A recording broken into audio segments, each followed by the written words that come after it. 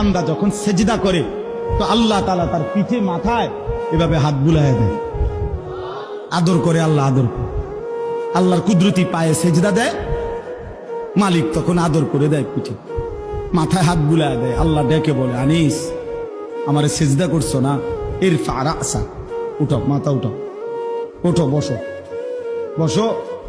আর কিছু বলবা কিনা বলো?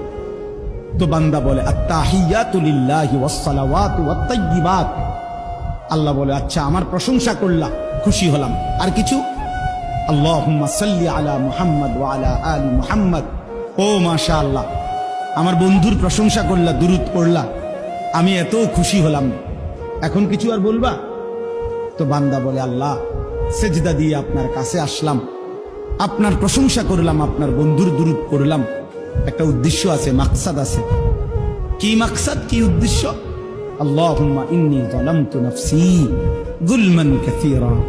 আয় মাওলা, আমি বড় নাফরমান মাওলা, আমার গুনাহ অনেক বেশি মাওলা, আর আমি জানি ওয়ালা ইয়াগফিরুয যুনুবা ইল্লা আনতা, আপনি ছাড়া আর মাফ করার কেউ নাই।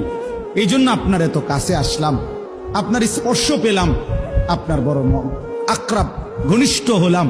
উদ্দেশ্য হলো ফাগফিরলি মাগফিরাতাম মিন ইনদিক, আপনার পক্ষ থেকে আমারে ক্ষমা করে দেন, ওয়ারহামনি, আমার একটু দয়া করে দেন, ইন্নাকা আনতাল গফুরুর রহিম, আপনি মাফ করবেন না কা? আপনি তো ক্ষমাশীল, আপনি দয়া করবেন না কেন? আপনি তো রহিম, দয়াবান।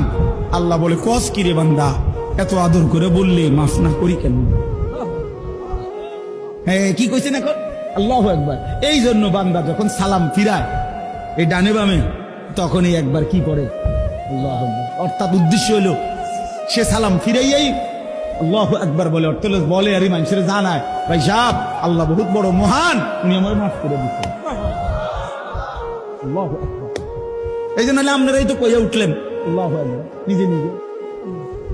আল্লাহু আকবার।